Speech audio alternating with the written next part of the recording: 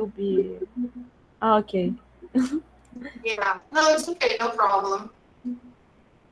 So yeah, the class now is on Saturday because you don't have time on Friday, right? So we changed to Saturday, right? So I think it's better on Saturday. Yes. Okay. So hopefully everybody can come on Saturday because you have to finish the book, right? Yes. And when we will finish We the will book. finish, yeah, we will finish when we finish Unit 12. The moment we manage to finish Unit 12, we finish the book. Yes, but see, there are previsão. How can I say?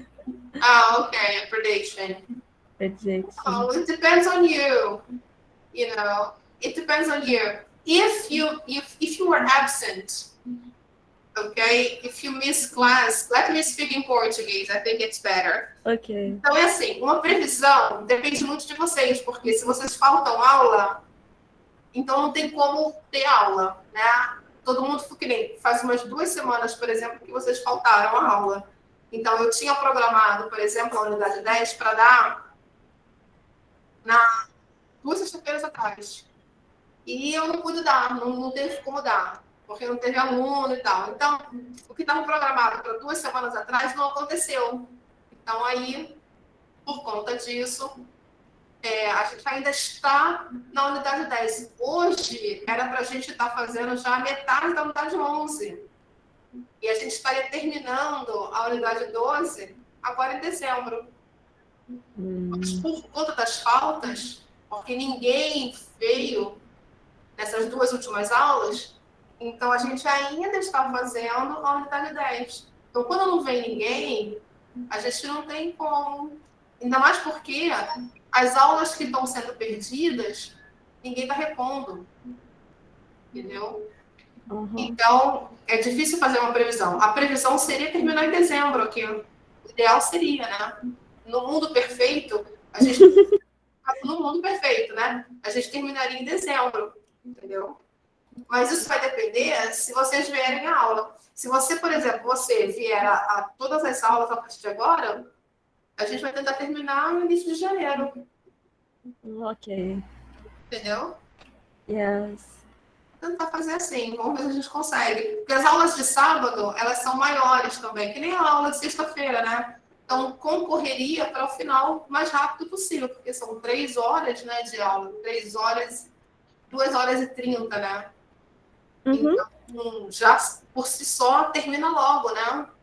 Mas também depende da frequência, né? Então, Yes. a gente vai ver se vocês conseguem. Se vocês frequentarem, pelo menos ter um aluno vindo, a gente dá a matéria. Mas Uhum. se não vem ninguém, não tem como dar matéria. Entendeu? Ok. Isso. A matéria fica totalmente parada. E aí, quando tem uma aula, a gente vai justamente pegar do ponto onde parou. Uhum. Aí atrasa. Toda a programação fica atrasada por conta da turma que não está vindo. Entendeu? Por isso que Yes. atrasou, exatamente. Por isso que atrasou. Aí a gente está fazendo mais esse esforço agora de botar no sábado para que vocês consigam concluir o livro. Então, Ok, no problem. tá bom? All right, Lorena. And how about a score of tests? Então, as provas que foram feitas, a última prova que vocês fizeram foi o Stop and Check, né? Uhum. Essa última prova eu estava de licença, então eu não tive como corrigir. Eu só vou começar a pegar as coisas agora a partir de semana que vem. Ok, ok. Então, só semana que vem que eu vou pegar. Essa semana eu tive que atualizar outras coisas que estavam precisando de atualização, chamadas e tudo. Então, eu vou atualizar, estou terminando de atualizar. Então, a semana que vem que eu vou começar a corrigir as provas que foram feitas. Entendeu? Que foi a stop and check, né, que vocês fizeram. Aí eu vou corrigir, aí eu passo para vocês. Okay? Ok. All right, people. So let's go.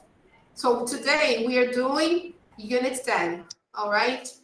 So let me try to open here our page on Google Classroom so we can see that the pages that we are supposed to do today. Let me add an account here just a second. Let me sign in.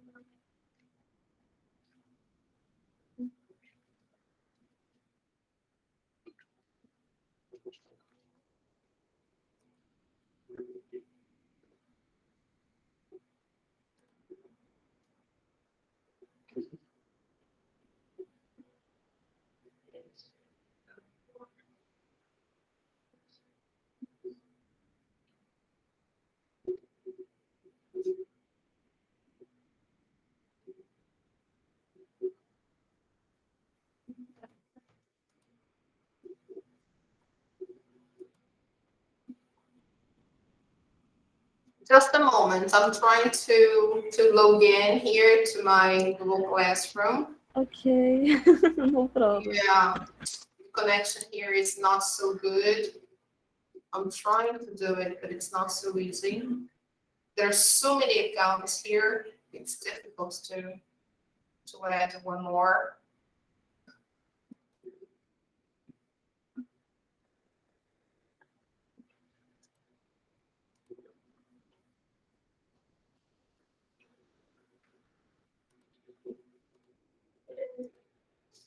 Let me try to exclude one account here so I can introduce mine.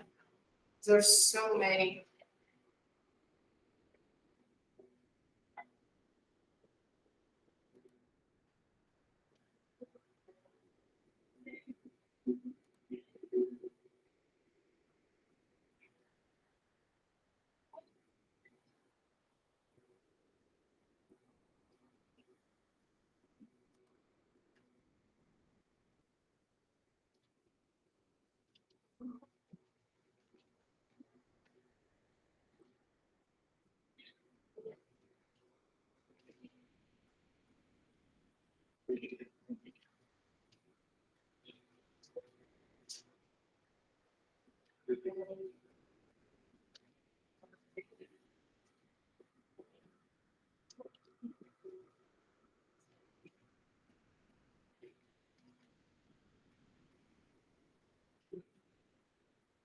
It's also the fact that I'm using another computer. It's not my computer, so it's difficult to work in a different environment. So bad.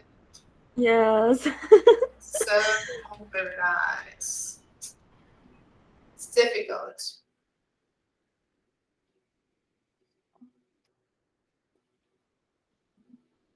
It's really hard. Not easy.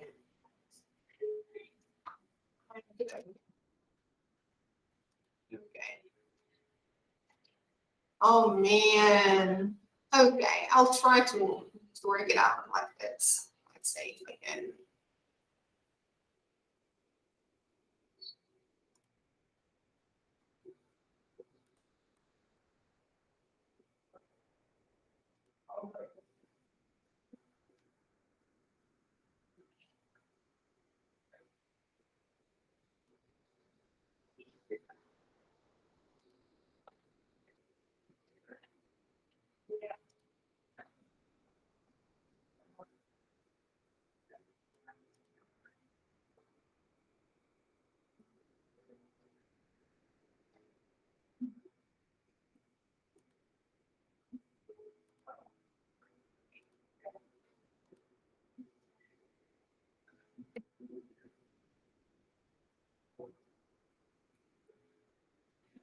Can you see my screen, Lorena? Is it possible for you to see? Yes. Yes? Okay. So I'm trying to show you my screen here and our page on Google Classroom. I'm trying to open our page so you know what we are doing today. Is it possible for you to see our page here, November 27th? Yes. Yes? Okay, good. So today we are doing Unit 10, pages 77 to 81, expressions with modals, right? We will try to finish that part, and that means we would really like to finish Unit 10 today, right? Talking about the amazing Vikings. There is a reading, right? We will also talk about synonyms, okay? And this is the homework assignment for today. Here we post some files about synonyms. So it's nothing much, right? It's just about finishing Unit 10, right? So let's try to just wrap it up and, get it over with. So let me try to go back to our page here and open the book to that page. Do you have the book? I think you do, right? Oh, teacher. Yes, you do, right? Okay, so let me just share the book here, page 77. And then, oh, not this one here.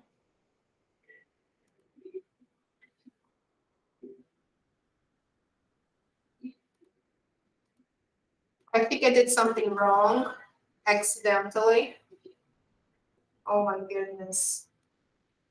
Are you still there? Yes, you are. Okay. Yes, I am.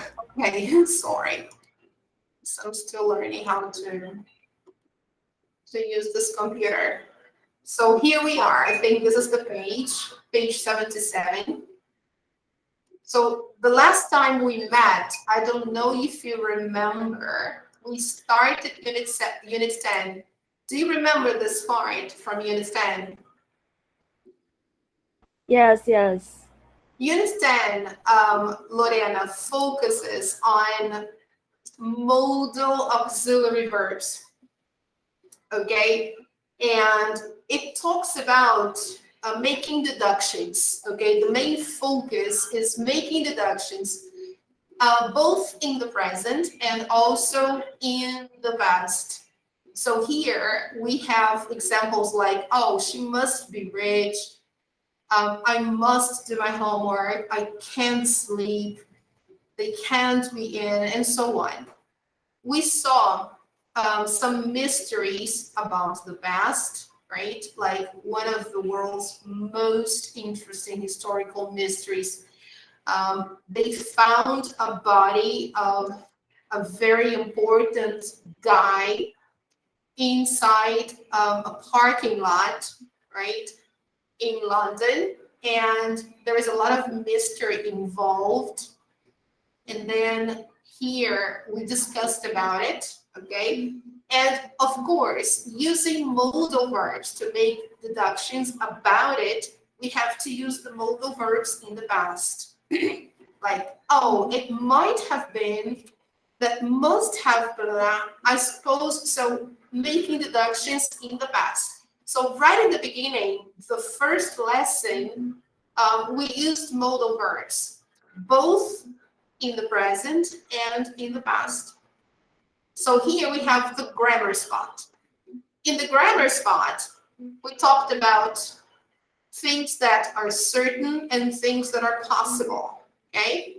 So here we wrote something that is certain, we use must. It's easy. They must have arrived. I know it's certain. They might have arrived. It's possible. They could have arrived. Possible. They may have arrived. Possible. They can't have arrived. It's certain, right? And then finally here we saw what concept these modal verbs express. What is the concept? So choose a definition on the right. So here, you shouldn't have told a lie. So when I use this structure, I'm saying that you did this, but it was wrong. Okay? And the next one, you idiot. You could have killed yourself. This was possible, but you didn't do it. Fortunately, right? You could have, but fortunately, it did not happen. So here we have two different aspects of those verbs, okay? So you shouldn't have, or you could have.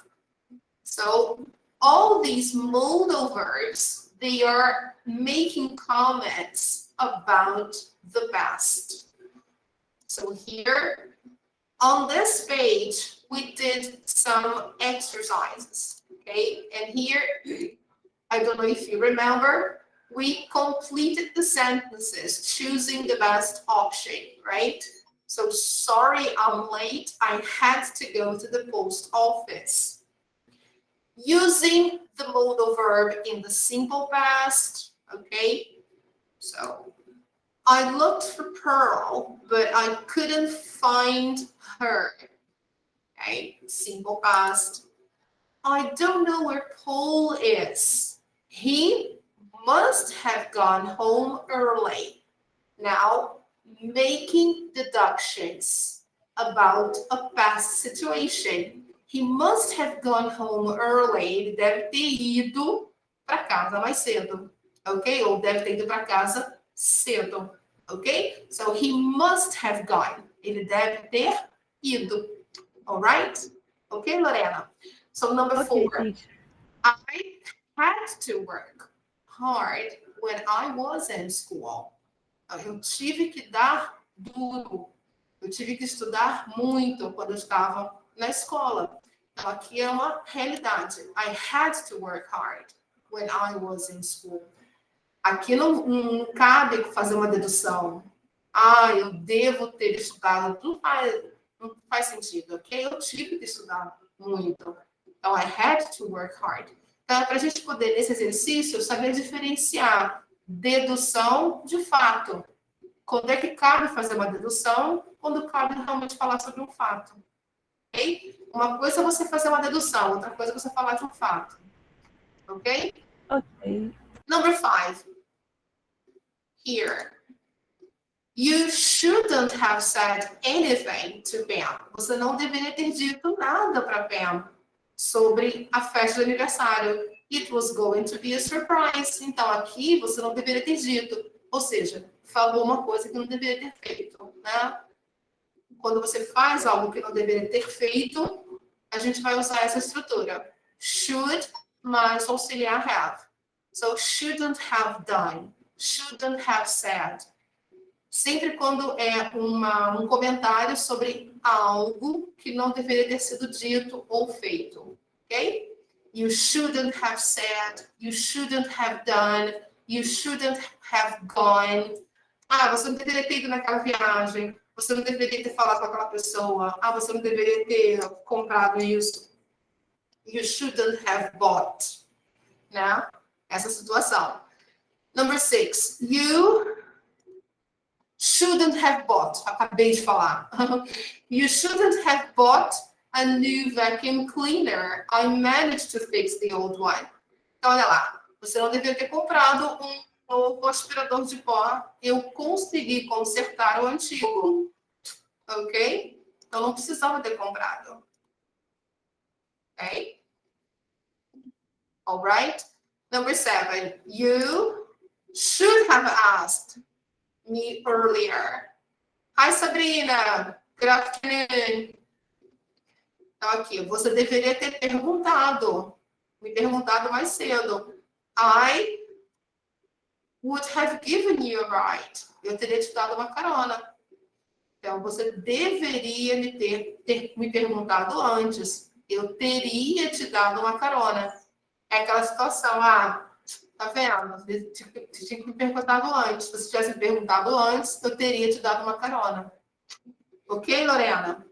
So, you should have asked me. Ok, teacher. Ok? Hi, Sabrina. How are you? Hi, Number... Hi, good afternoon. Ai, Sabrina. Hi, Lorena. Hi. A gente está aqui na página 76. Deixa eu dar uma revisada. You can't or you shouldn't. Vamos lá.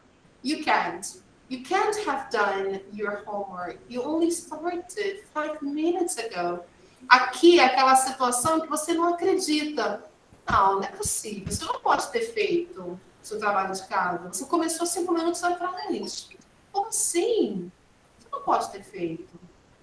É aquela situação de descrença. Então, you can't have done. Você não pode ter feito, né? You can't have done. Tipo, para. Como assim? You can't have done. A gente usa o modal verb para situações de comentários de situações passadas. Sim. Mas cada um desses aqui vai para uma situação diferente, né? Number 9. You could have told me that class had been canceled. I shouldn't or I couldn't. I wouldn't have gotten up so early. Então, você poderia ter me falado que a aula tinha sido cancelada. Eu não teria acordado tão cedo. Então, aqui é aquela chamada na pessoa, né? Poxa, você poderia ter me falado, tá vendo?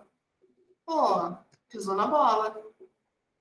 Eu não teria levantado tão cedo. Você poderia ter me falado. Né? A pessoa não falou e se madrugou, né? Então, you could have told me. Então, todas as situações aqui se passaram no passado, ok? Number 10. You were lucky to get out of the car unharmed. You could have been badly hurt. Então, olha aqui, você teve sorte de sair do carro sem nenhum arranhão, sem nenhum machucado. Você poderia ter ficado seriamente machucado. O acidente deve ter sido grave. Então, você poderia ter sido seriamente ferido, enfim. Então, são situações hipotéticas, muitas vezes imaginadas no passado que não aconteceram. A gente vai usar o could have, should have, né? Hipoteticamente. Ok, guys? So, complete the sentences with a modal verb in the past. Então, aqui, ele está falando para a gente completar com um verbo modal no passado. Então, tá lá.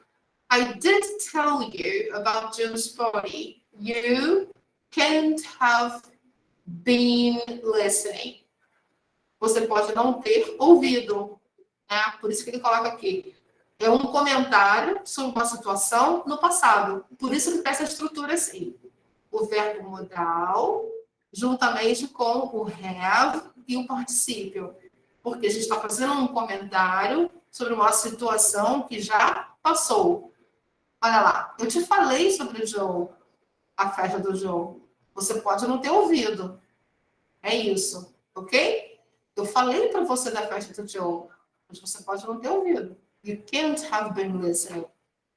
Ok, guys? Ok, Sabrina? Ok? Ok, teacher. Ok, teacher. Tá? Então, a gente comentando sobre coisas que já passaram, a gente usa isso. Thanks so much for all your help. I couldn't have managed without you.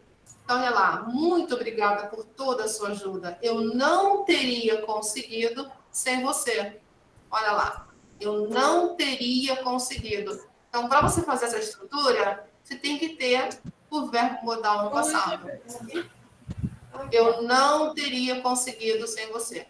I couldn't have managed without you.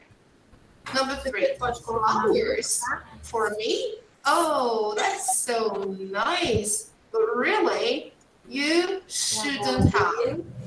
E a toalha. A lembrança já está lá função preencher. Preencher. Ok? You shouldn't have. Geralmente a gente fala isso quando alguém dá um presente pra gente. Né? Tipo, ah, não precisava. Essa é a famosa frase. Ah, não precisava. Entendeu? É a frasezinha para dizer isso. Quando alguém dá um presente, você fala assim: flores para mim? Ah, que legal, não precisava. Ok? You shouldn't have. Number 4. Come on, we're only 5 minutes late. The movie won't have started yet. Então, aqui a gente está usando pela primeira vez nessa página inteira um verbo modal para fazer uma dedução no futuro. Está falando assim, vamos, nós estamos só 5 minutos atrasados. O filme não vai ter começado ainda. Olha lá, não vai ter começado ainda. É uma dedução no futuro.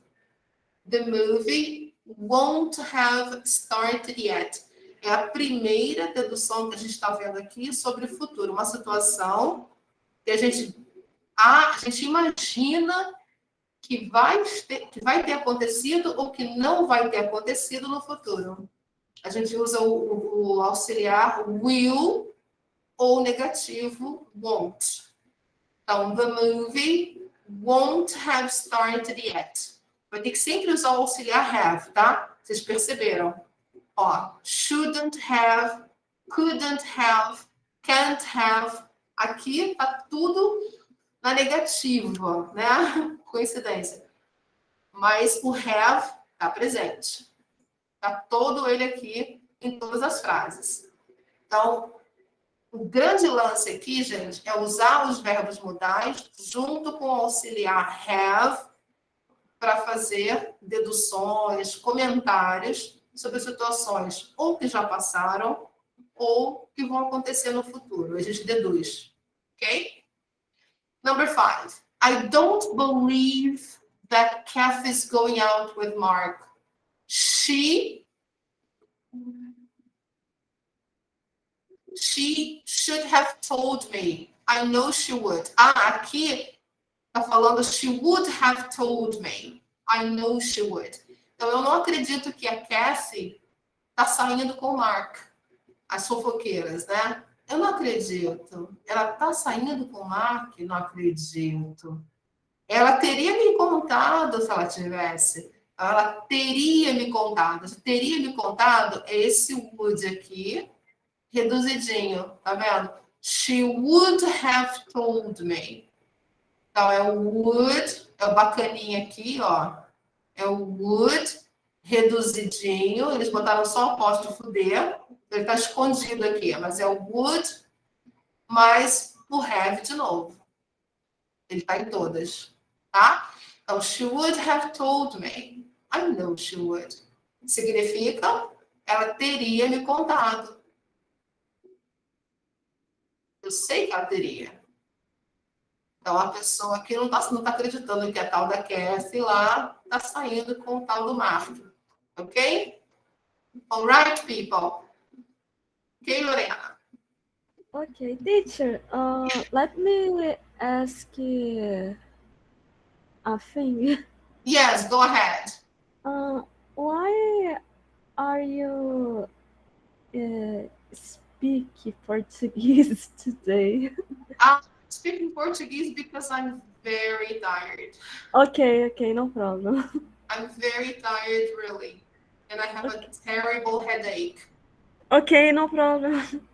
Mas fica mais fácil para vocês entenderem?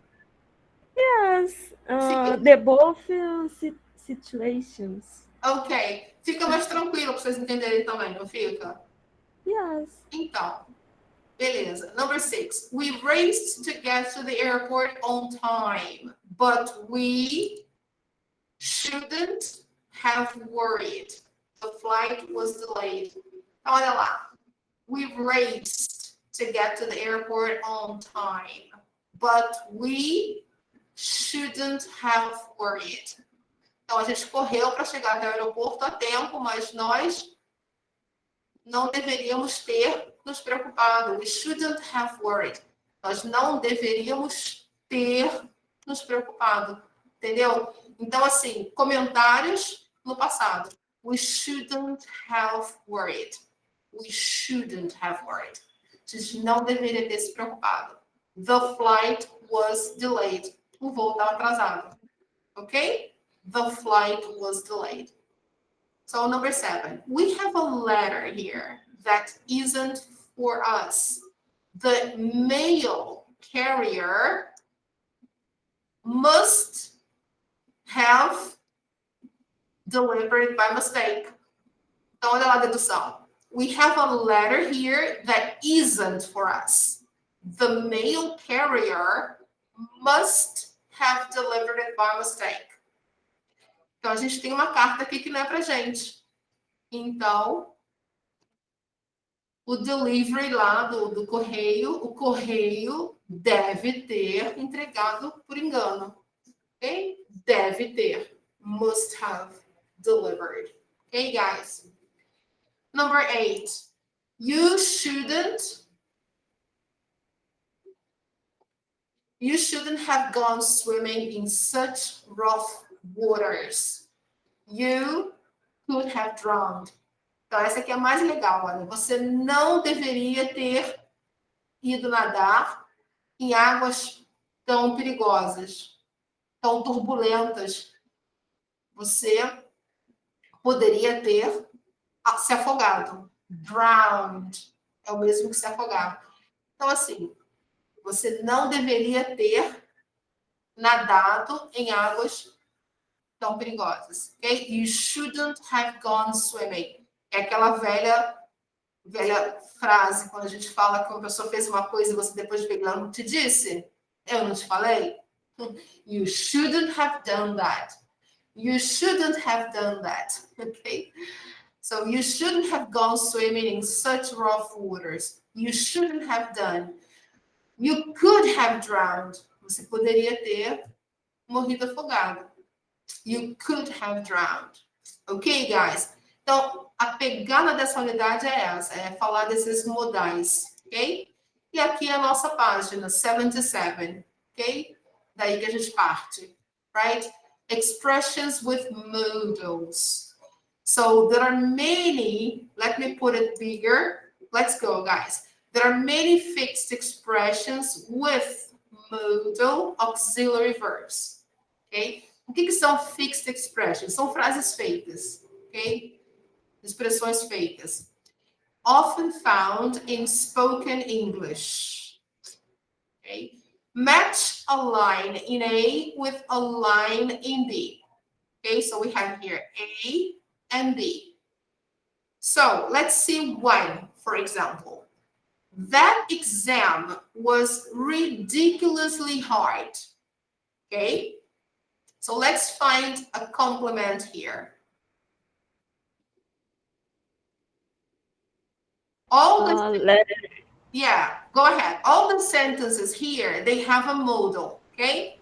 But they are expressions. They are fixed expressions, okay? Like typical phrases. So which letter do you think?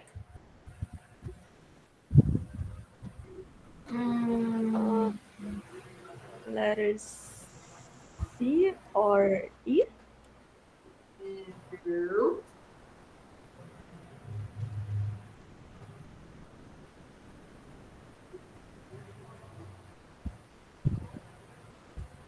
Let's go again. Number 2.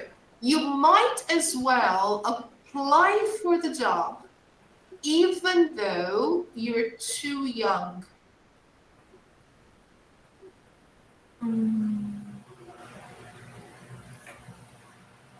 Teacher, number 2, answer this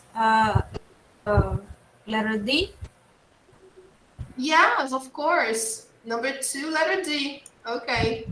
Excellent. Yes, why not?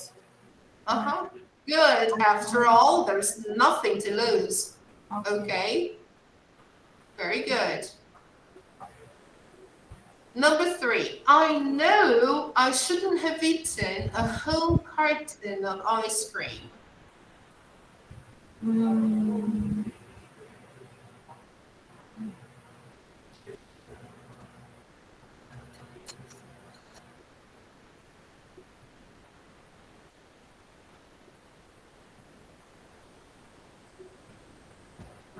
Letter A? No. Letter C? Yes, letter C. But I just couldn't help it.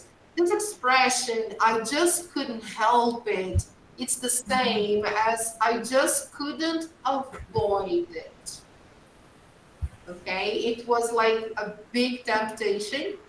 I couldn't avoid it. That's the meaning of that. Okay. Okay, that's the Okay, meaning of okay. couldn't help it. All right. When something is too good, like difficult to avoid, especially when it's something that you like a lot. So you say, "Oh, I just can't help it." You can say that in the present, or you can say that in the past, right? Number 4, I'm going to tell her exactly what I think of her.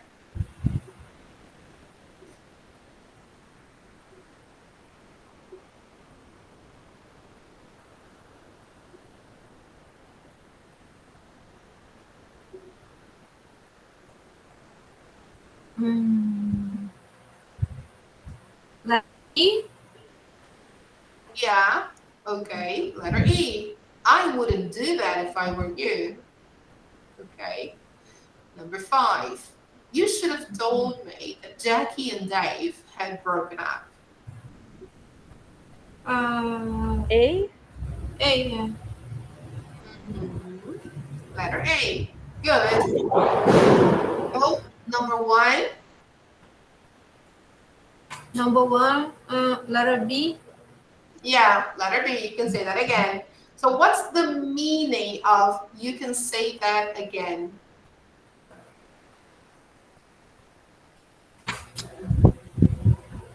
Mm, for example, when you don't believe in something, or you can't hear very well expressions, I think is you can say that again. I think is that. No, not exactly. You can say that again is when you agree with someone. Ah, okay. Okay. If you say something, for example, suppose somebody says, "Oh, today it's really hot, isn't it?" Then the other person says, "Oh, you can say that again." Ah, Okay, so okay. it's a way to show that you agree Ah, with okay. the person said. Okay, so here the person, imagine two students are coming out of the classroom and they just finished a test. And the test was easy. Oh, sorry, the test was difficult. And the student says, "Oh, that exam was ridiculously hard." And the other student says, "Oh, you can say that again." So they both agree that the task was very difficult. Okay. Now let's go to number 6. I think you should forget all about her and move on. Mm,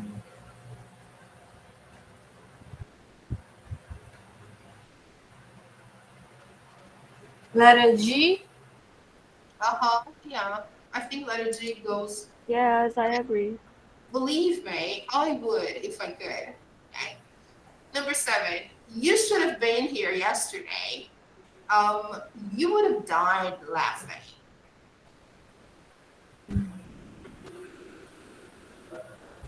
H? Mm, H, yeah. Why? Oh, so funny. Okay. Number 8. Then I found out that Amy's been going out with, guess who? Dave. Um, I. Uh-huh. Okay, good. I've known this guy for 5 minutes when he asked me to marry him. Jay, I just couldn't believe it. Yeah. I could use a break. F. Letter F. Guys, what's the meaning of this expression? I could use a break.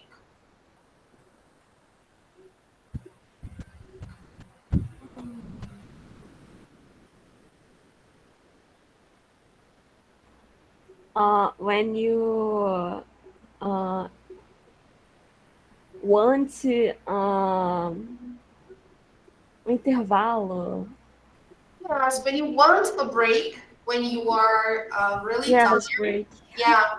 Suppose you are having a meeting or you're doing a class, you're having a class, and then you need a break. Then you say, I could use a break. It's like, I think it's time for a break. Let's have a break. Okay? So it's like this. It's an expression that means you would like to have a break. Okay? Not only during a meeting or during a class, but it could also be at work or if you are at school or whatever you're doing. If you want to have a break, you could say that, right? Oh, I think there's a break. Right? Then the other person says, oh, me too. I'm dying for coffee. Okay, guys. So these are all fixed phrases. I'm going to highlight the phrases for you. So let me do that here. Here, you might as well. This expression here, you might as well apply for the job, even though you were too young. This expression here, you might as well. It's a fixed phrase. It's like, bem que você podia, okay? It's like this. Ah, bem que você pudesse se candidatar, okay? This is the idea. Ah, you might as well apply for the job, even though you're too young. What's the matter? The other person says, yes, why not? After all, there's nothing to lose, okay? So you might as well is the same as, bem que você podia, or because it's you might as well, okay, guys? That's the idea. Bem que você podia, okay? I know I shouldn't have eaten the whole cup. I shouldn't have eaten. You know that, right? It's when you eat something that you shouldn't have, okay? You should have told me. It's another expression. You can say that again. Essa daqui, então, you can say that again. It's like, I agree. It has nothing to do with you can say that again. Has nothing to do. The idea of this phrase is, I agree with you. It's like, it's true. Okay? You can say that again. It's like, pode postar. All right? That's the idea. Oh, you can say that again. And now, I couldn't help it. Another phrase, guys, I just couldn't help it. It's the same as, I just couldn't avoid it. It was too tempting, especially ice cream, right? Chocolate, ice cream, something that I like a lot. It's difficult. So we can say, I just couldn't help it. Okay, all right, people, is it clear for you? Yes? Is it easy for you to understand? Okay, Sabrina, okay, Lorena. Okay, yes, teacher. yes. I'm just highlighting the sentences here, the phrases, so you know that some phrases are easy to understand but some phrases, they are not the same as what the words say, okay? These two here, we can't translate the way they are here. So I just couldn't help it. There is nothing to lose. Okay, I wouldn't do that if I were you. This is a typical phrase. I wouldn't do that if I were you. This is okay. This is clear. Okay. And then I would if I could. This is very nice. I would if I could. When somebody gives you some piece of advice and says, oh, you should blah, blah, blah, blah, blah. And then you say, I would if I could. Okay? It's like, it's easy. Easier said than done. Okay? It's so much easier said than done. É mais fácil falar do que fazer, né? So I would if I could, right? Okay. You should have been here yesterday. You would have died laughing. Why? What was so funny? You should have been here yesterday. So this is a nice way to say we missed you. Okay. Yesterday for some reason, right? There was a party. And so, oh, you should have been here yesterday. So here, I could have told you that. This is another one. I could have told you that. Eu poderia ter te contado. I could have told you that. I'd known this guy for 5 minutes when he asked me to marry him. I just couldn't believe it. This is also a nice expression. And this one here, I could use a break. Okay. It's like, okay, what time is it? Okay, I could use a break. All right.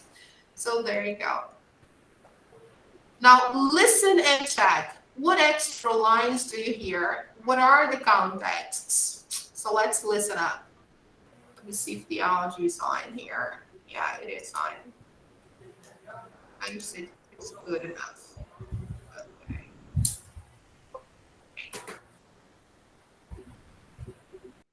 Track 8.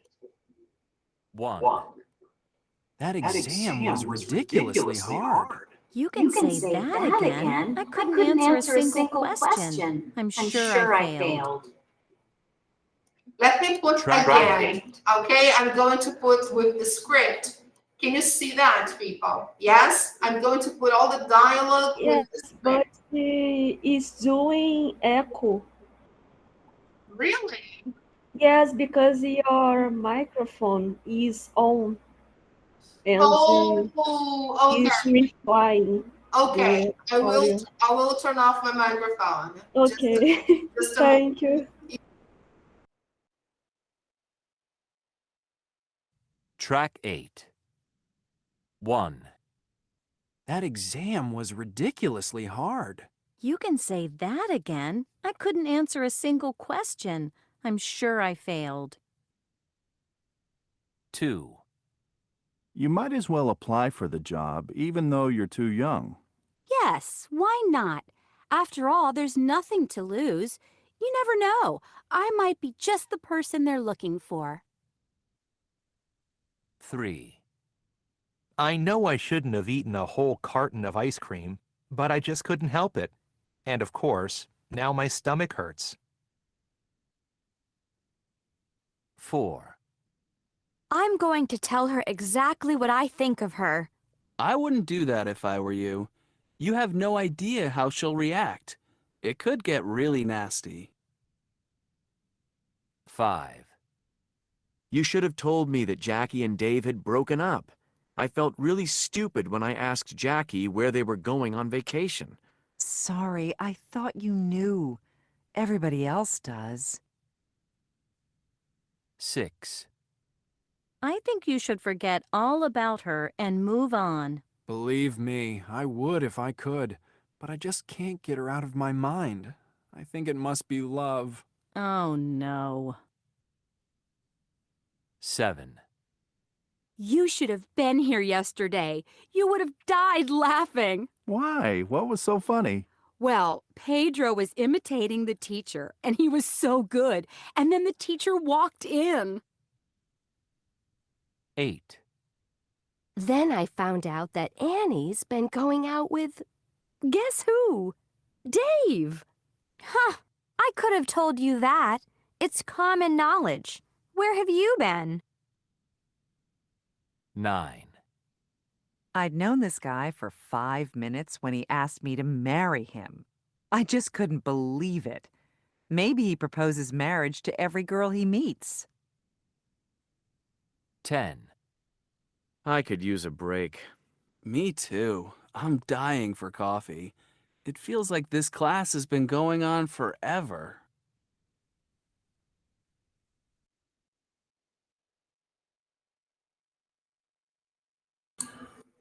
Okay, all right. Very nice, isn't it? Yes, teacher. That's really nice. So here, guys, we have another situation. It says, it all went wrong. So what went wrong? Let's say, here they say, write some notes about a location in your life when everything went wrong. We don't have to write anything. But let's take a look at the picture. Here we have some examples, right? We can see that, yes, something here went wrong. The guy probably tried to cross the river, but it was all flooded and he didn't manage to, right? So, and then there are some people here saying what he could have done. So here, oh, couldn't you have? Why didn't you? You must have been terrified. Maybe you could have, or don't you think you should have? So now, after the situation, we make comments, right? Now the situation is gone. It happened. So now we can talk about it. But then it's too late, okay? Because look what happened to his car. And look at the guy. So here, what can we say here to help the guy or try to solve the problem? Because saying or pointing the finger will not help the man. If we say, oh, why didn't you ask a friend to tow your car? That doesn't help, okay? Because of course he needs help, but here, don't you think you should have waited for the water to go down before crossing? Right? He should have waited, or at least he should have figured that his car would not be able to pass, right?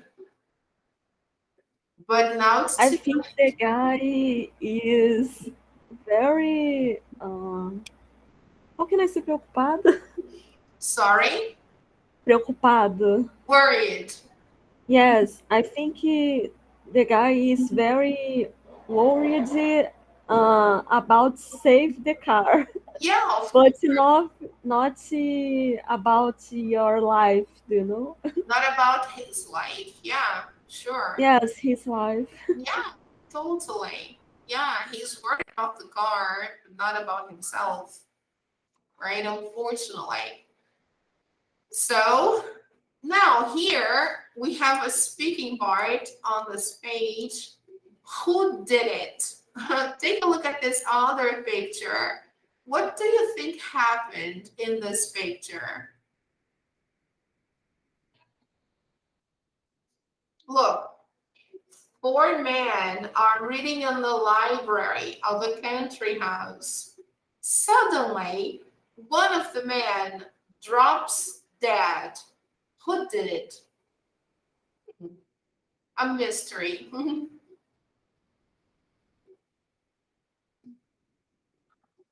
Wow. I think it is because of pressure. I don't know. In his work life. How His can I working life, stress, probably. Yes, Yeah, pressure. sure. Maybe he's stressed. Yeah. Maybe he's reading a newspaper and he read the news and he didn't like something, right? Maybe that's what happened. Nobody did it, right? So we're not going to work on this, but it's just a situation where we should use modal verbs to make deductions. So for example, he must have had, or he might have had a heart attack, okay? Making deductions because we don't know what happened. So we could say, oh, he might have had a heart attack, or he might have been under a lot of pressure. Okay? He might have been under a lot of pressure, or he might have been stressed. He might have had a stroke. All these sentences, they give examples of deductions in the past according to his emotional state. Okay? And we don't really say that he was killed. Okay? All right, people, we don't need to say that he was killed or murdered or anything. Okay? So we don't need to do this exercise like that. We don't need to spend time on this. Okay? This activity here is only for us to make deductions about a past situation. Okay? So do you want to make any sentence making deductions? Do you think he drank something poisoned?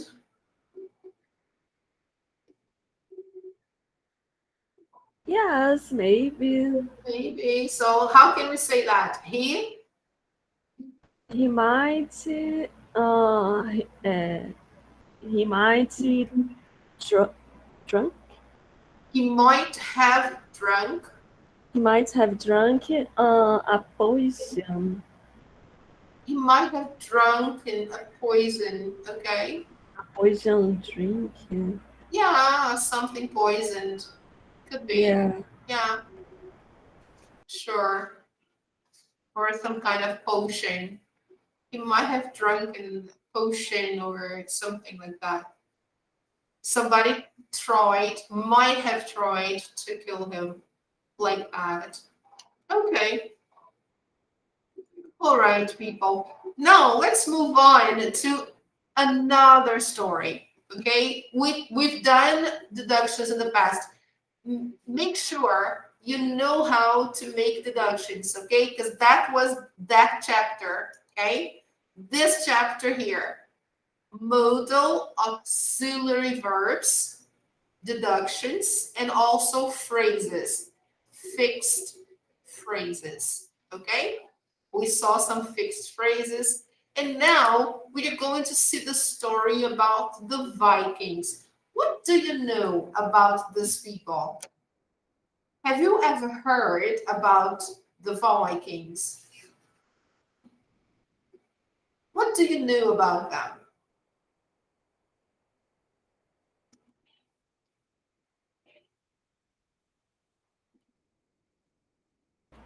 Do you know Sorry, anything? teacher. Sorry? I don't hear what you say. Okay, what do you know about the Vikings? Is a Norwegian guys, and I don't know a lot about Mm-hmm.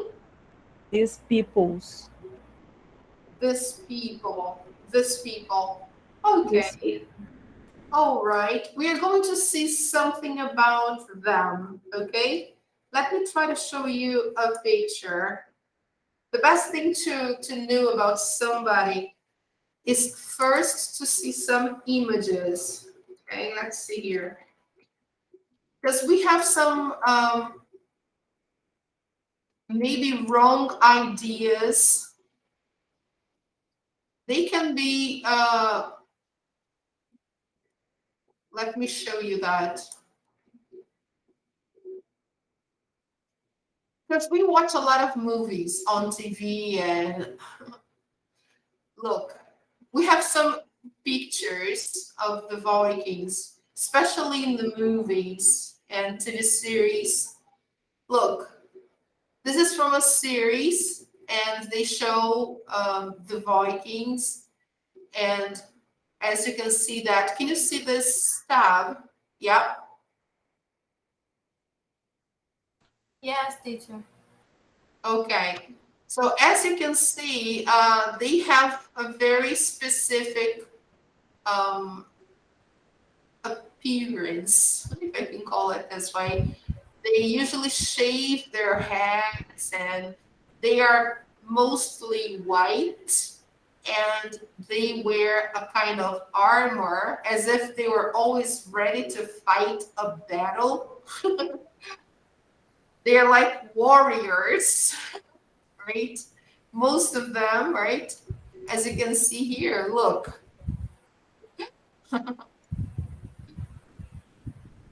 It's like they're always ready to fight.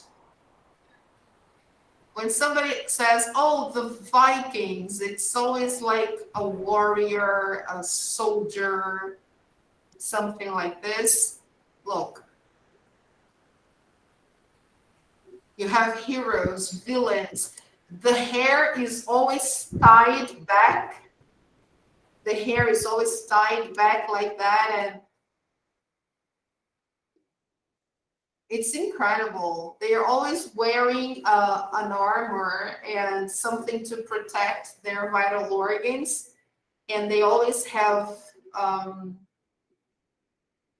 guns and shields, and it's really crazy. Look.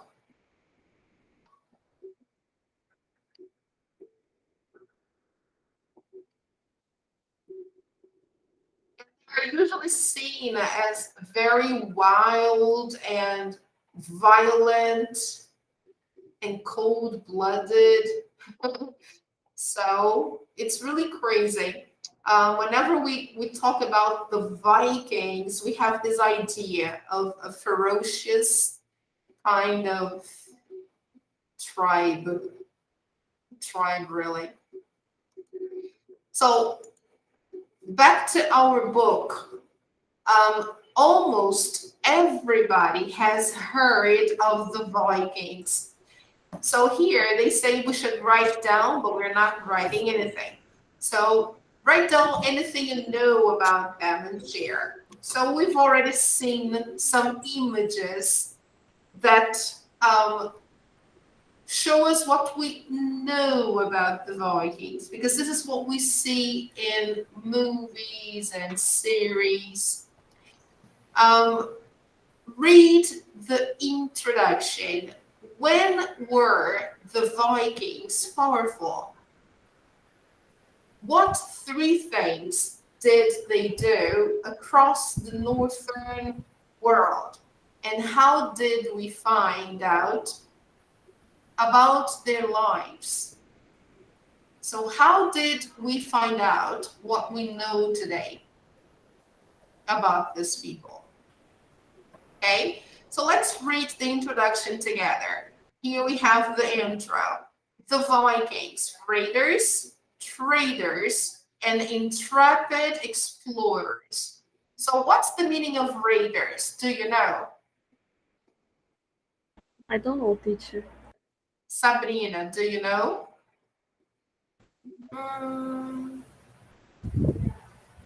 I don't remember. So raiders is the same as saqueadores. Saqueadores são aquelas pessoas que roubam coisas que não pertencem a elas, invadem as cidades e vão saqueando tudo. So raiders, okay? Então, raiders, traders. Traders são os negociantes. Negociantes? I don't know how to say that in português.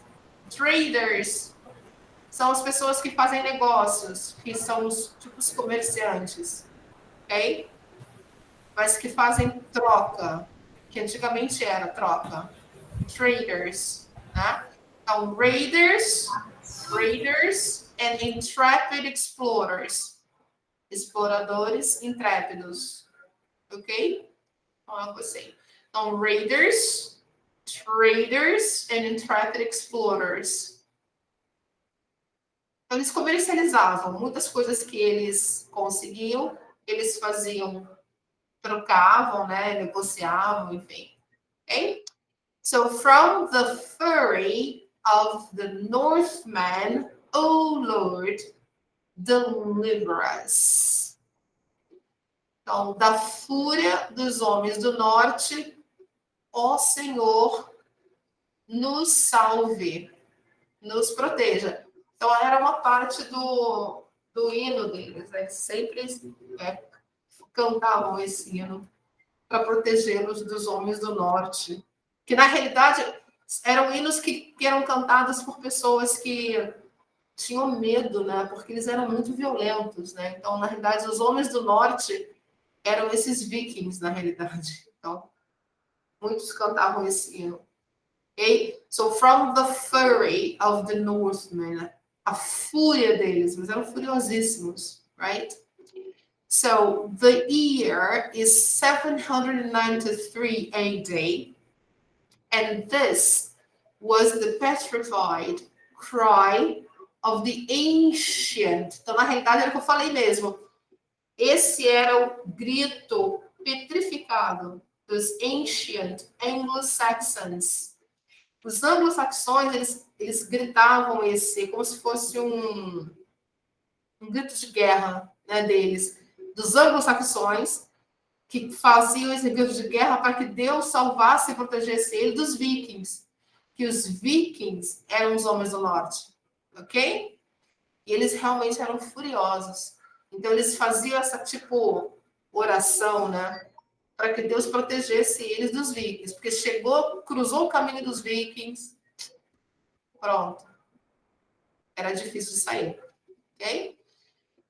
So, from the beginning, the year is 793 AD, and this was the petrified cry of the ancient Anglo-Saxons pleading with their God to save them from the Vikings or Norsemen. Norsemen é a corruptela da palavra Northmen, ok? For nearly 300 years, from the 8th to the 11th century AD, this warrior race set out from Scandinavia on raids and voyages of discovery and colonization across the northern world. They struck fear in the hearts of the peoples of Europe, but the archaeology of their settlements and the literature of their sagas reveal a complex and fascinating culture. They were not only violent raiders and pillagers, they were a lot else besides. So they were very powerful. So let me just refresh this. So we've read the introduction, okay, girls?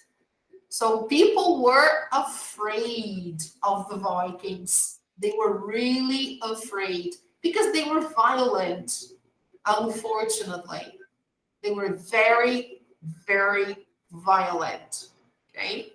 So no... Teacher, Yes, what is pilots? just a moment. Let me open the book again. Okay. I'm trying to return to the book.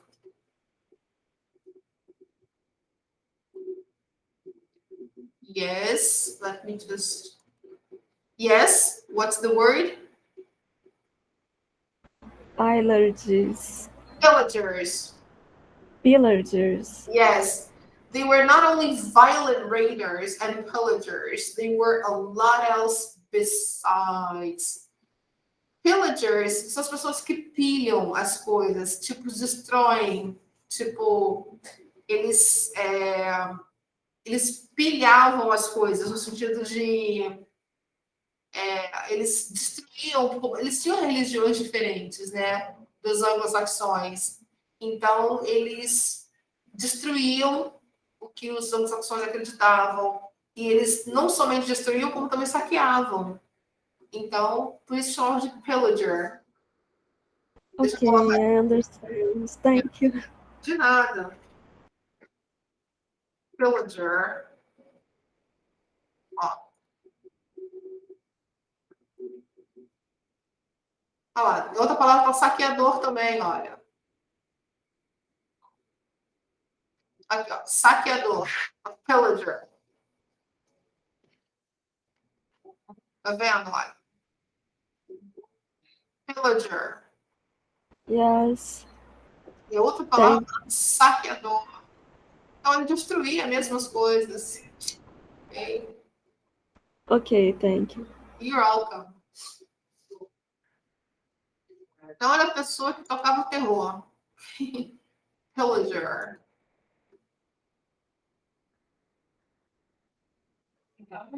Always violent raiders and pillagers.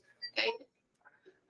So they were a lot else beside. So they were here. They say they were not only violent raiders and pillagers. They were a lot else besides. O que fala que eles não eram apenas isso, mas eles eram também, além disso, outras coisas. Okay? So let's say. When were the Vikings powerful? That's the first question. So when were, yes. We can't see the book. Oh, sorry. Okay, thank you. So when were they powerful? Let's see the first question here in number 2. So when were they powerful? Let's see. So they were powerful for nearly 300 years. Okay, so let's see there. So here, for nearly 300 years, basically from the 8th to the 11th century AD. AD, guys, is after Christ. Okay? So that was Why G? Anno Domini. Okay. Okay, Anno Domini is Anno do Senhor. Okay, thank you. Latin, Anno Domini. Okay. So between the centuries, the 8th and the 11th century. Okay, so this is the period when the Vikings were powerful. Okay, they were very powerful from Scandinavia to Europe. Okay, to the north, from the north down to the south of Europe. What 3 things did they do across the northern world?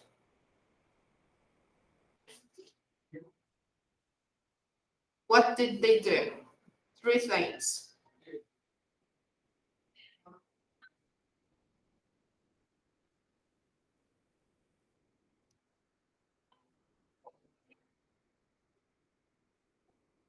Raids and voyages. Raids, voyages of discovery. Okay. And colonization across the northern. Yes. Worlds. Raids, voyages of discovery, and colonization. 3 things. Okay, that's true. How did we find out about their lives?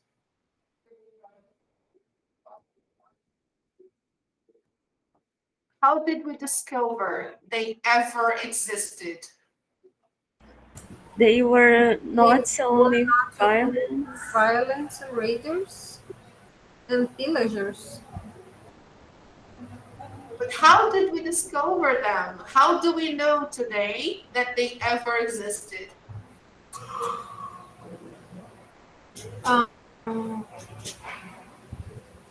About the literature of their sagas reveal a complex and fascinating culture. Today we have the literature. Okay, but how do we know? How do we know about literature? How do we know about it?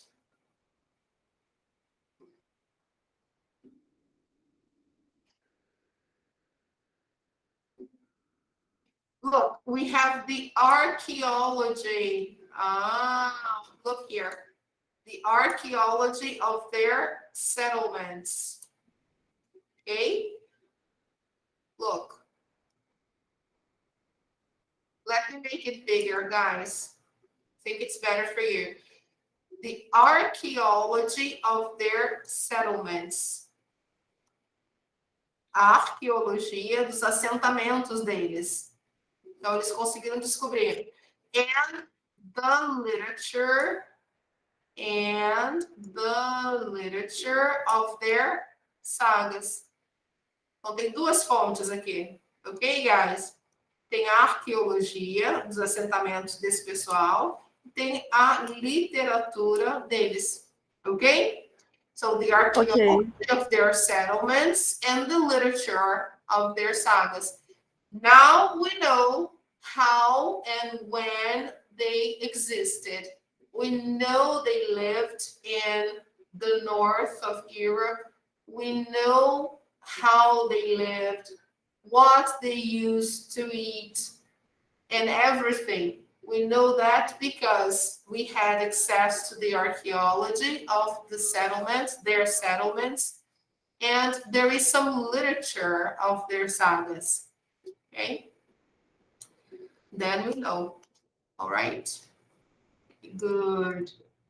All right, people. So now look at the pictures about Viking history. Read through the texts quickly. What else other than raiders and pillagers were the Vikings? So now, guys, before we do the reading, since now it's 3 o'clock, it's 2:57, we can have a break to drink some water, right? I can take a picture of our attendance here, and we can have a break of at least 10 minutes so we can drink some water and come back. Is it okay for you? Okay, teacher. Okay. So let me take a picture here. So let me just print screen. Okay. Picture taken. So I will just drink some water and you can do the same, and we come back at 3:10. All right. And then we will do, if you want, you can start reading the text, right? Because there are some texts here on the other page, if I'm not mistaken. It's really interesting. Look, the things they found from the Vikings. Yeah, look. There are some texts here. Okay, but we are going to read this together. Don't worry. Okay, it's really nice.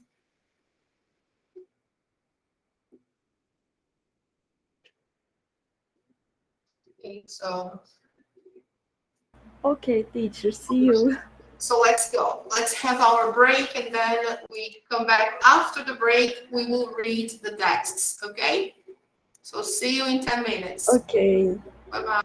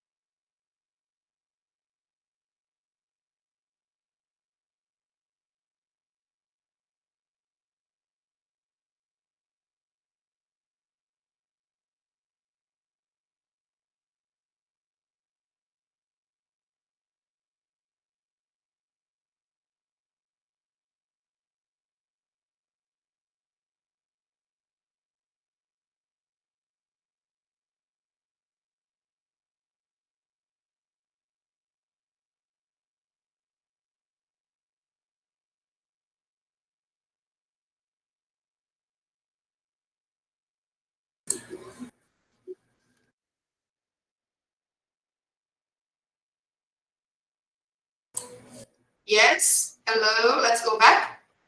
Hi, teacher. Hi. I'm here. Okay. All right. Let's go back. Okay. So we are doing the activity about the Vikings, right? So we are doing here. Look at the pictures. Number 3. Look at the pictures about Viking history. Read through the text quickly. What else other than raiders and pillagers were the Vikings? Because now we only know that they were violent, they were raiders, and they were pillagers. So that's all we know. So let's take a look at the pictures and read through the pictures. What else did they do? Look at the pictures. Oh,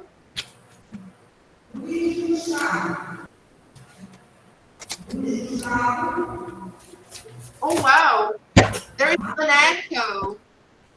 Just a moment. I think somebody has the microphone on. I think it's Sabrina. Your microphone is on and there is some kind of echo. Can you hear any echo from my voice here? Is it also creating an echo for you? Yeah, teacher, I'm working. I'm not teaching, and there is a baptism now. So, Oh, wow. eu tô trabalhando, tá tendo batismo nesse momento. 13 crianças. Okay, Sabrina. All right. Okay, no problem. Now, what about my voice? Is my voice with an echo here? Yes, yes. My voice is also with an echo? No, your voice, no. It's about a celebration here. Ah, okay, okay. I turn off my microphone, okay? Okay, no problem. Yeah, I'm just asking about my voice because I'm not using headphone or anything, so I don't know how I sound. Is my sound okay for you? Can you hear me well?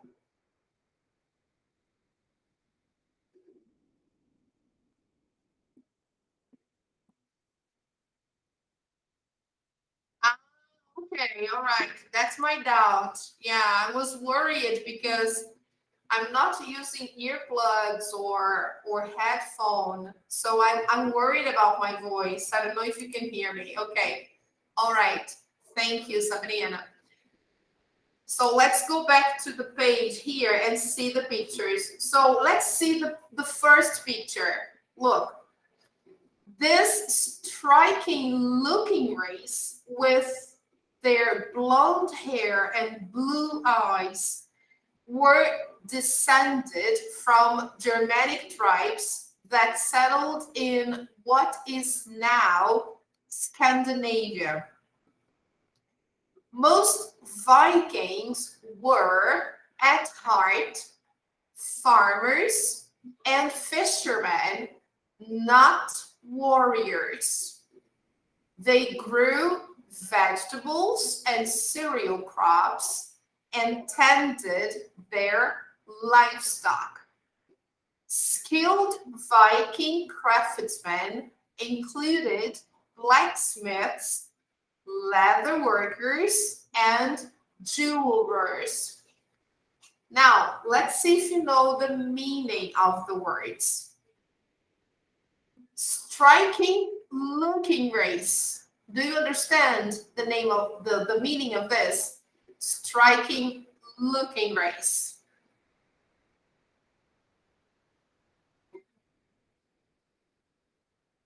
I don't know, teacher, but I think he is like in a stereotype.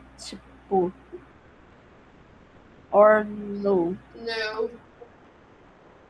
Striking looking, something striking looking is something that calls your attention. Something striking is something that is good to look at, something beautiful. Okay? Beautiful, something really good looking, you know? Okay. So this striking looking race, they are talking about a race. Race in terms of color, in terms of species, okay? So they are talking about their race, okay? They are beautiful in terms of race. So they are good looking. This is what they want to say here, okay? So this good looking race with their blonde hair and blue eyes, okay, were descended from Germanic tribes that settled in what is now Scandinavia. Eles se estabeleceram no que é agora conhecido como Escandinávia, ok? So this is where they stayed, all right? Most Vikings were at heart farmers and fishermen, not warriors. This expression here, at heart, means that they are saying that most Vikings were primarily farmers, not warriors. Most farmers, they were really farmers, not warriors, okay? At heart means that it was their main profession or their main occupation, okay? That's the idea of at heart, okay? Okay. It's like de berço. A melhor forma de traduzir, porque senão não vai conseguir chegar no entendimento. Então, a maioria dos vikings eram de berço fazendeiros e pescadores, não guerreiros, ok? Eles eram, a maioria, era uma minoria que eram guerreiros, ok? They grew vegetables and cereal crops and tended their livestock. Então, they grew vegetables, então eles plantavam. Grew, embora seja passado pelo verbo grow, quer dizer plantavam. Eles plantavam vegetais e cereal crops eram sementes, porque a gente, quando se refere a cereal, a gente está falando de sementes. Então, eles plantavam vegetais e cereais, porque é diferente de vegetais, crops, seria como se fosse, how can I say that in Portuguese?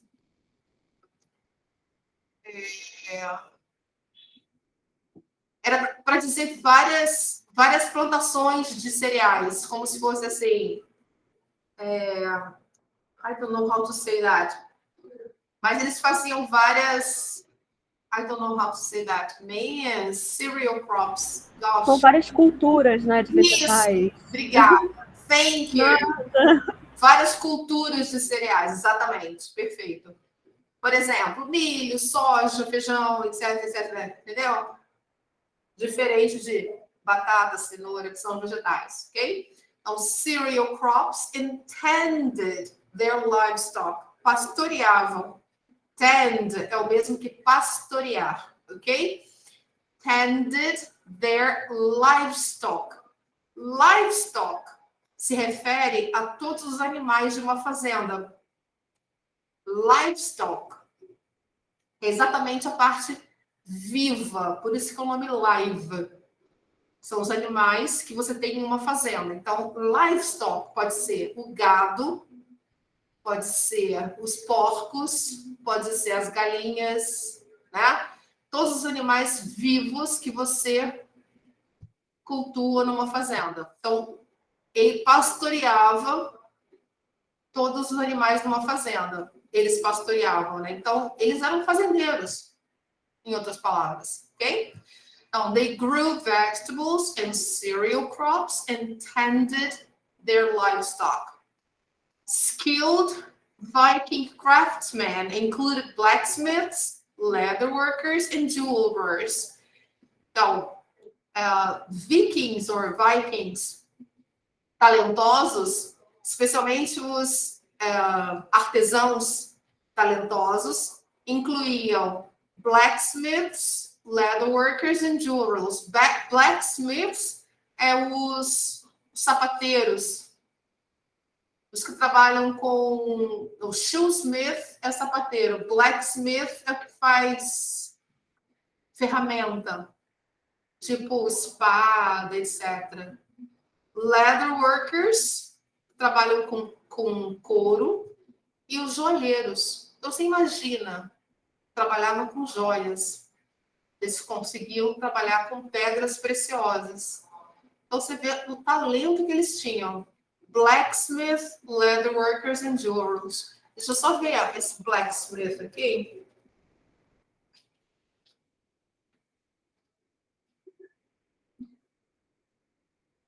Exatamente, o blacksmith trabalha com ferro. Trabalha com... Ó.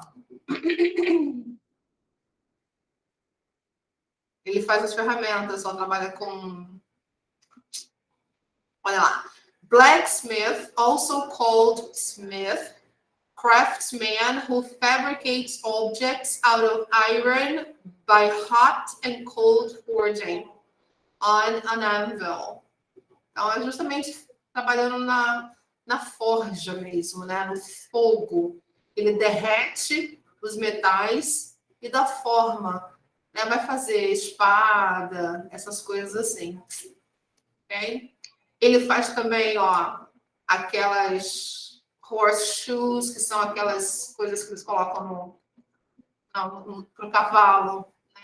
Esqueci o nome daquele negócio. Pro cavalo. Sela? Aquele negócio para o cavalo pisar. I forgot the name. Eles fazem aquela sola do cavalo. Ferradura? Ferradura, isso. É o blacksmith que faz aquilo.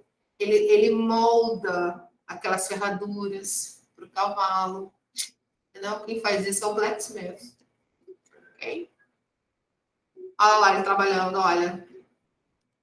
Aqui tem a fotinha. Olha lá.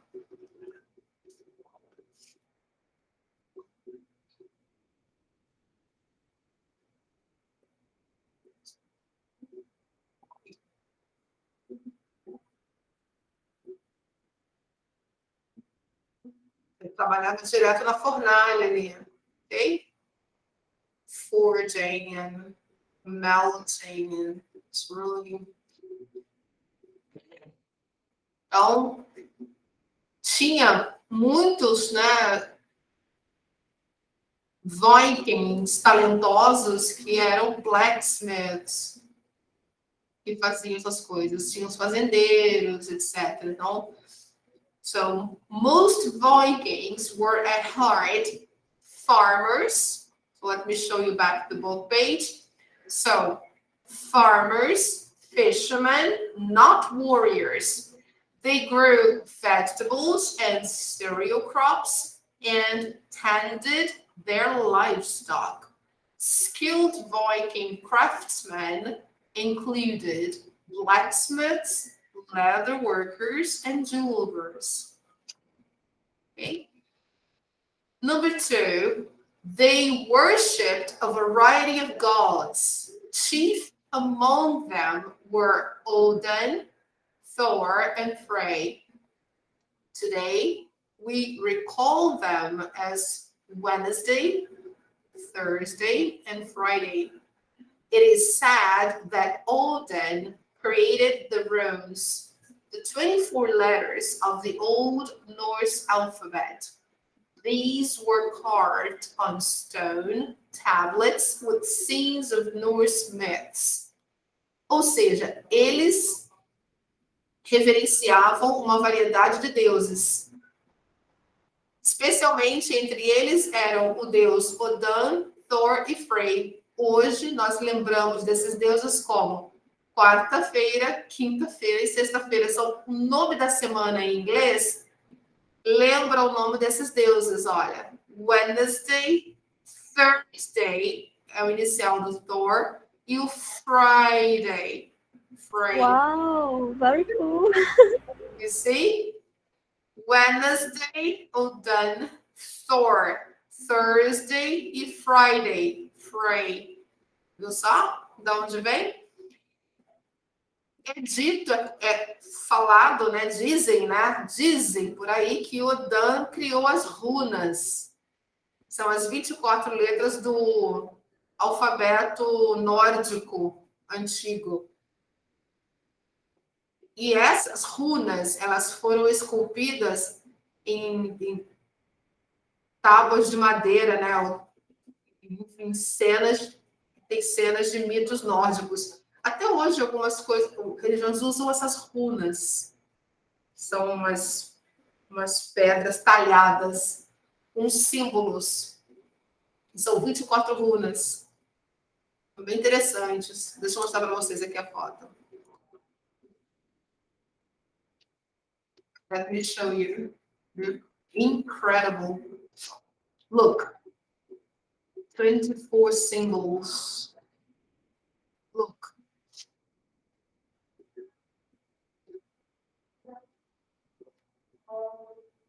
Can you see that? Esse alfabeto, cada uma tem um símbolo, né, diferente. Simbologia. So it's really interesting. Let me show you that. Look.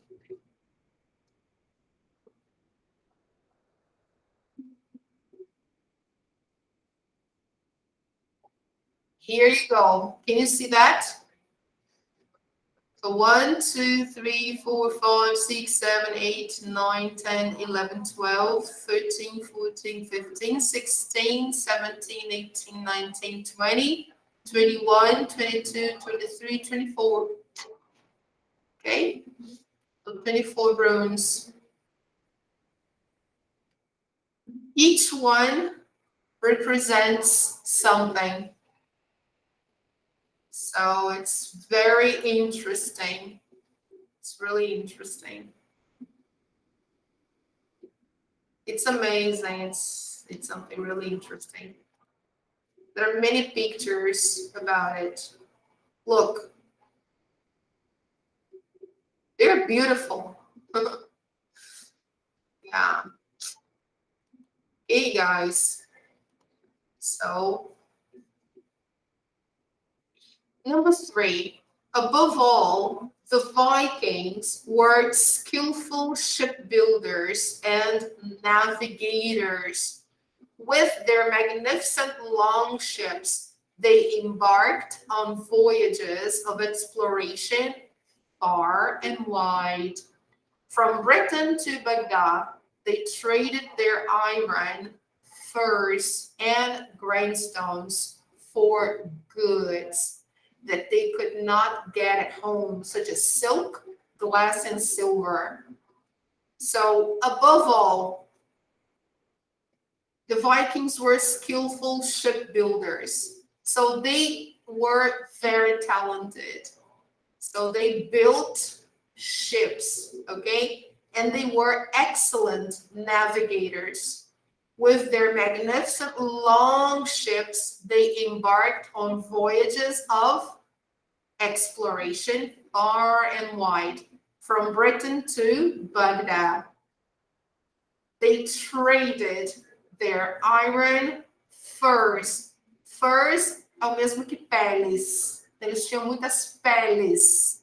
E isso fazia com que eles trocassem muito, fizessem muito comércio. And grindstones são aquelas pedras de mó, de fazer aquelas pedras redondas sabe, pedra de mó? Do you know that? No. Let me show you.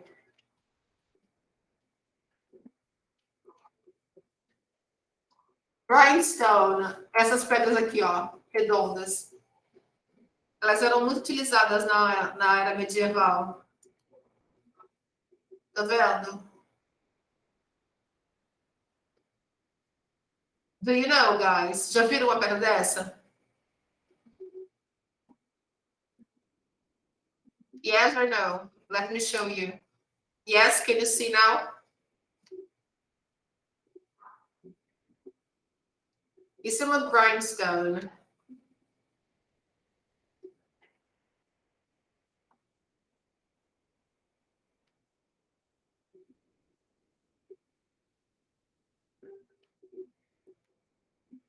Hey, guys. Uma pedra dessa ela era muito valiosa antigamente, porque ela utilizava para várias coisas. Ela utilizava em poços para pegar, para fazer o peso, para você poder baixar o balde. Ela é utilizada também para moer as coisas, não para moer, mas para... I forgot, guys, the name. Mas para lixar as coisas. Por exemplo, você tem uma espada, aí você quer fazer ela ficar bem afiada, para polir as armas, entendeu? Que você tem. Afiar. Você quer afiar uma faca, afiar, então ela é esse tipo de pedra, entendeu? Então você vai afiando as ferramentas e tal numa grindstone. Então é uma ferramenta de polimento. Ok?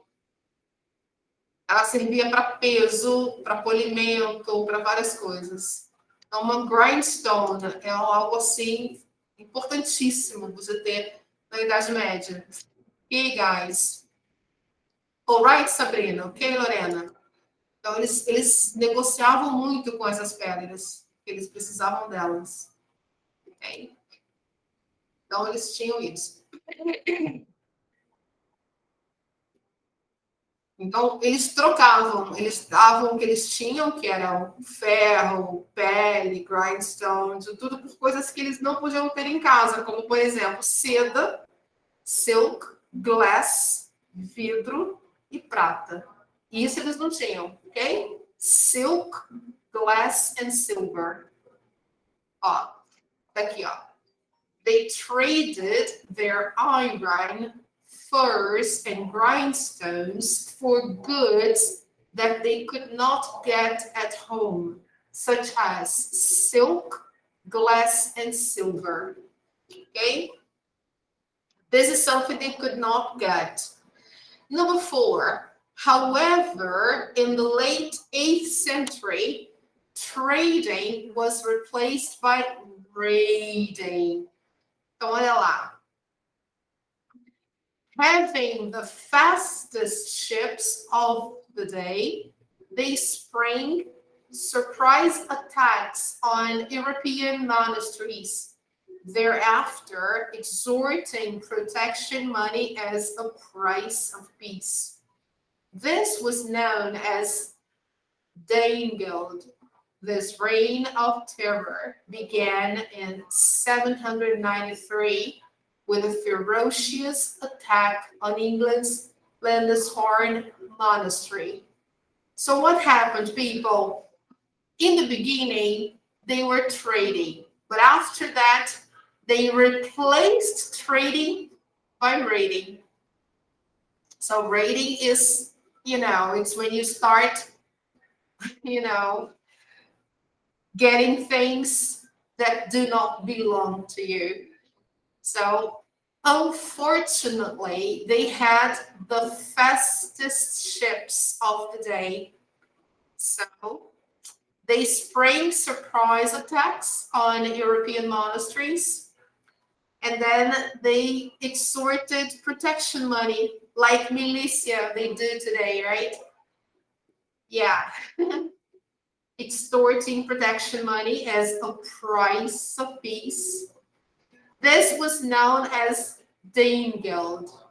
So there was the name of this kind of extortion, Danegeld.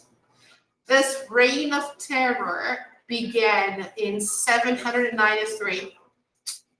Okay, so they would go to a small village and they would extort the money from the people. And if you did not give the money, they would destroy and raid the possessions. So because of that, they started getting very rich. By the mid-9th century, the Vikings were seeking to increase their wealth and power even further. They struck out across the unwelcoming Atlantic and in 870 reached Iceland. As many as 12,000 Viking immigrants ultimately settled there, setting up the Althing, the oldest parliament in the world.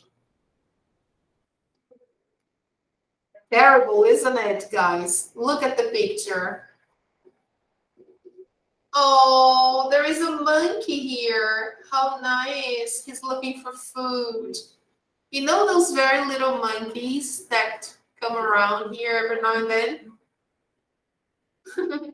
So Yes, very beautiful. he came here right by the window and he looked at me. He's looking for food. So you see, guys, they created a very old part. I mean, they created the first parliament in the world called Althing. How interesting, isn't it? It was in Iceland. That's incredible. So you see how powerful they became. And look at this. Look. In 982, one of these immigrants, the hot-tempered Eric the Red, banished from his homeland for violent crimes. Banished means expulso, okay, guys? Banished from his homeland for violent crimes, sailed westward again. He finally settled in a gray, dazzling land of fjords and glaciers. Cunningly, he named it Greenland.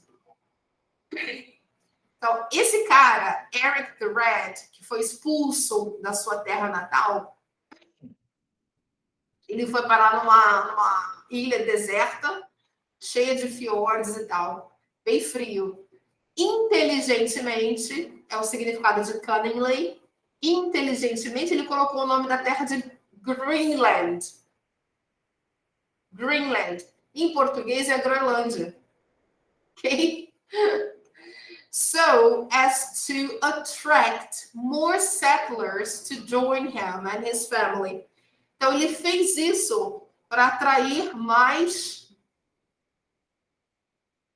moradores, mais pessoas para se juntarem a ele e a família dele. Por isso que ele chamou de Greenland, porque de green não tem nada. A terra não tem nada de verde. Mas ele chamou de Greenland, porque aí as pessoas iam pensar, Greenland, ok, I want to go there. Ok? Greenland, beautiful. Só que não tem nada de Greenland. Because it's not green, all right? So if you see here on the map, let me show you here. Just a second. Greenland. Take a look, guys. Can you see the pictures? Where is the color green? Here. Can you see green here? Take a look. I don't see anything green. This is Greenland, people. This is not green. Look, can you see green here? I can't. This is not green. I can only see white. Look at this. Greenland? Oh my God. No way. So let me show you the picture of Greenland. This is so cold. My goodness. Greenland on the map. Look at Greenland on the map. Can you see that, people? Look. Greenland is right here. This piece of land here. North of Canada, and it's actually between North America and Europe. It's this piece of land here. This is Greenland. Come on. It's nothing green, for God's sake. So, gosh, take a look here. This is what he called Greenland. Oh yeah, look at this. Greenland. Okay, people. So it has nothing green. Okay, so here, that was in 982.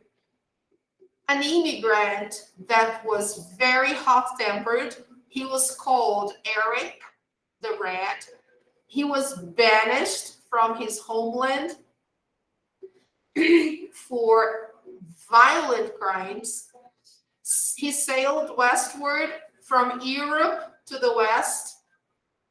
He finally settled in a gray, desolate land of fjords and glaciers.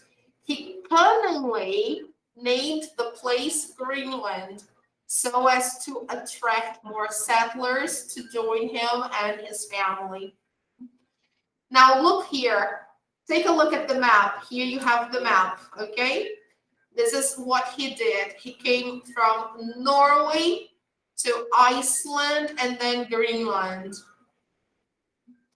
Eric's eldest son, Leif Erikson, became intrigued by tales of yet more lands, and in 1003 he mounted an expedition further west here.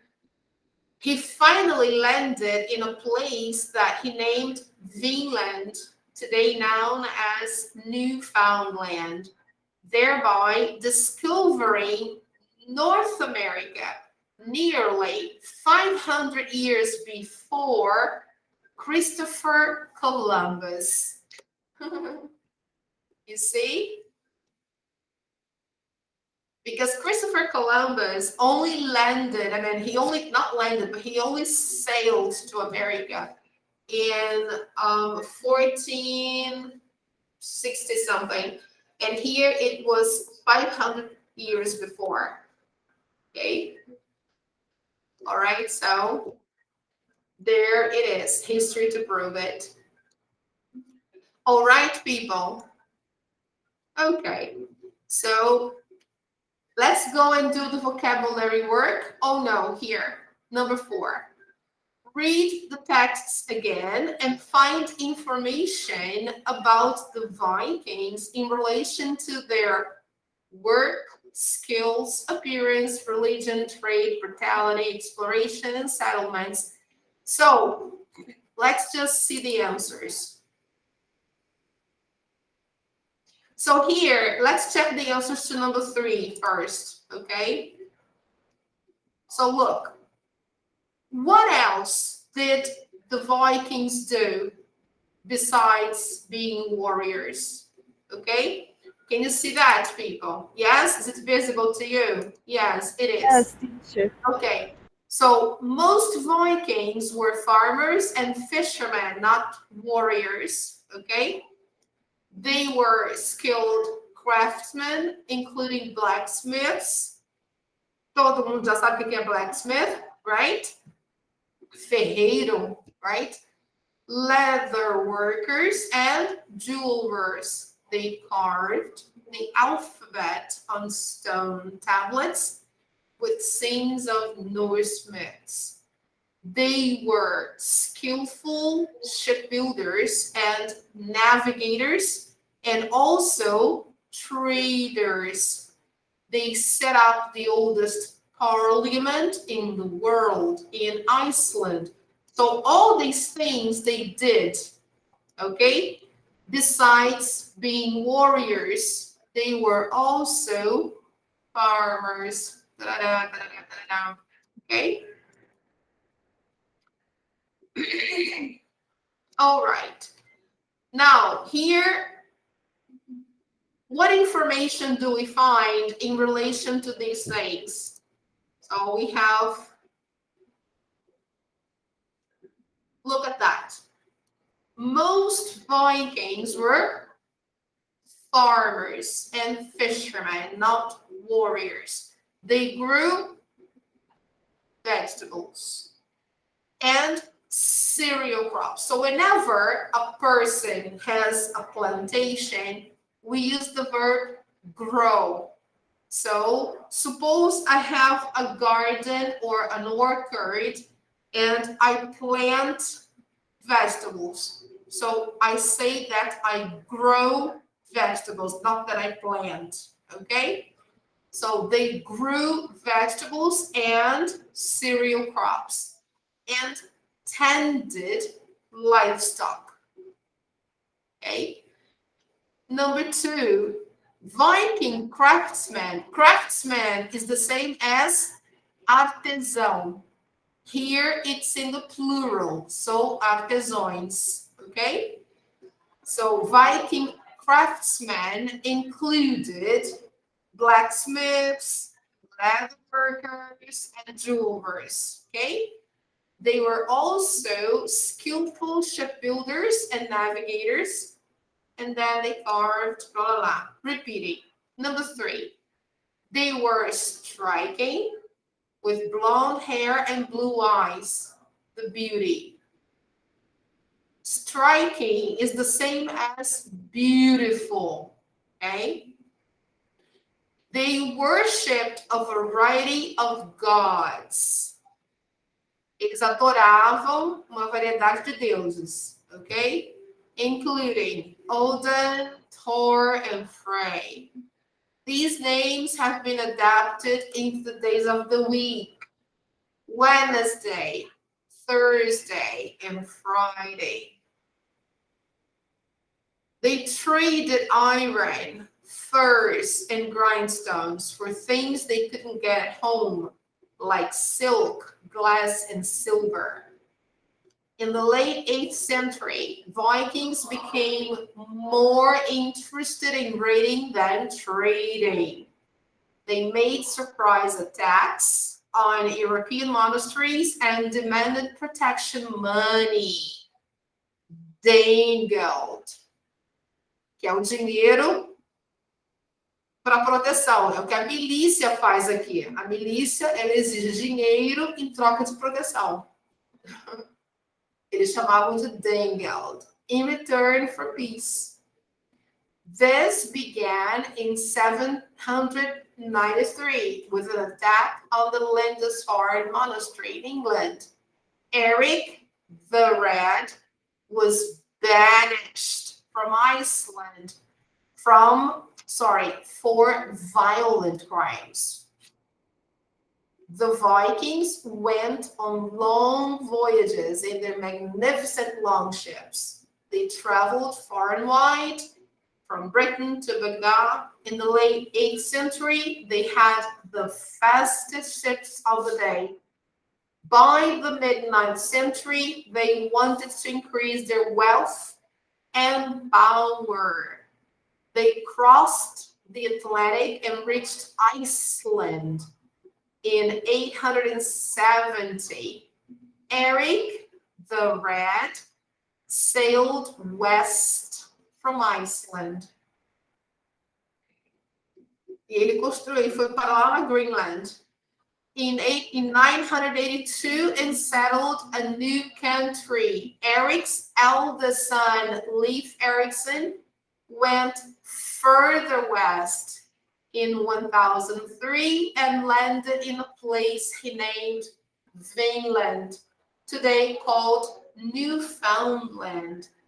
A Viking discovered North America nearly 500 years before Christopher Columbus. Ninguém fala isso nos livros de história, né? Que foi um viking que descobriu a América. Ninguém fala, né? Ninguém quer dizer isso. Que foi Christopher Columbus. Foi um cristão, né? Não foi um viking. They were descended from Germanic tribes that settled in what is now Scandinavia. As many as 12,000 Viking immigrants settled in Iceland, setting up the Althing, the oldest parliament in the world. In about 982, Eric the Red settled in a new country. Although it was gray and desolate, he called it Greenland to attract other settlers. So we know the story now, everything. Let's see the vocabulary to finish. What did the Vikings do? Match the words in A and B. So now it's easy, guys. Let's see the answers. Tended livestock. Okay? Tended livestock. Carved stone. To carve is the same as trabalhar com a pedra. É quando você esculpe, para esculpir mesmo. Esculpir pedra. Carved stone. Traded goods. Raided monasteries. Raided é saquear. Saquearam, no caso, no passado aqui. Tudo está no passado, ok? Então, saquearam monastérios. Worshipped gods. Adoravam deuses. Extorted money. Extorquiram dinheiro. Settled in many lands. Estabeleceram em várias terras. Mounted expeditions. Montaram muitas expedições. Montaram expedições. Explored far and wide. Exploraram longe e em vários lugares. Okay? So, that's the idea. Use the pictures and vocabularies as 5 to tell the story of your partner. So, this is only for you to get the matching of the words. Okay? Any questions here, people, with the words? Is everything okay with the vocabulary? Yes, okay. Everything fine? Worshipped, tended, carved, traded, raided. Okay, everything in the past. So we think they must have run out of places to raid. Isso é uma dedução, ó. Usando os modais de dedução. We think they must have run out of places to raid. Não, a gente acha que eles devem ter ficado sem lugares para saquear. Porque eles devem ter... Aqui está falando que é o fim da era dos Vikings. Como é que terminaram os Vikings? Não tinha mais lugar para saquear. We think they must have run out of places to raid. This is one idea, right? So what can you deduce? Use must have, could have, and might have. So you make a deduction, okay? This is one idea. But that's okay, people. So what did you learn today? Today we did 3 pages, not 4, but that's okay. So at least we did the reading. We finished. Next class, we finish the lesson.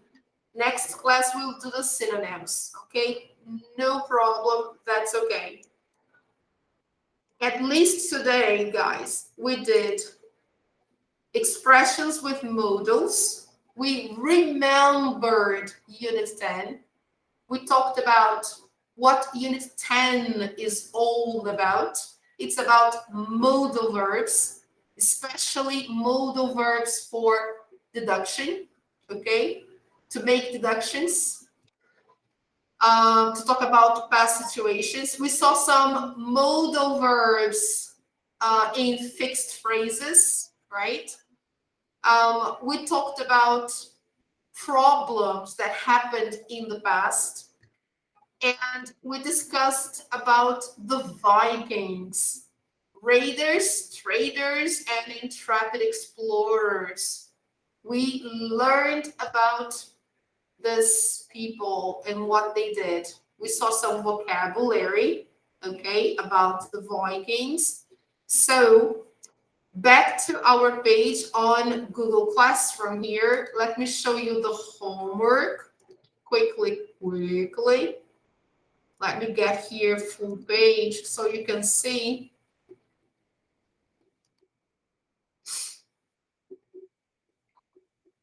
Let me take you there. Okay, on our page here on Google Classroom, you can do the workbook pages 63 to 67. We haven't done the synonyms yet, but you can start studying that. No problem, okay? That's okay, no problem at all. All right, people. So we did what we kind of planned. We just have to finish the other 2 pages that are missing. Okay, no problem at all. So girls, it's okay. Next class we finish the lesson. We only have 2 more pages to finish the unit. And then we start unit 11 next week. All right, people. So Okay, teacher. don't Thank you. worry, okay? So I'm really sorry today. I'm very, very tired and I have a bad headache. But I hope I'll be better next week. Okay? Yes. Okay, girls. So hope to see you on Saturday. Have a nice weekend. All right? Sabrina and Lorena. Thank you. I wish you get better soon. Thank you. Thank you very much. And I love you. Me too. Me too. Thank you. Thank you, girls. I love you too. Have a nice weekend. Oh, Thank you. thank you so much, girls. Yeah, very good, Sabrina. Yeah, you said Milicia. Yeah, that's true. Yeah, exactly. Guys, thank you so much for coming. Love you so much. Hope to see Thank you. on Bye Saturday. bye. Have a nice weekend. You too. Bye, girls. See you. Love you. Bye. Thank you.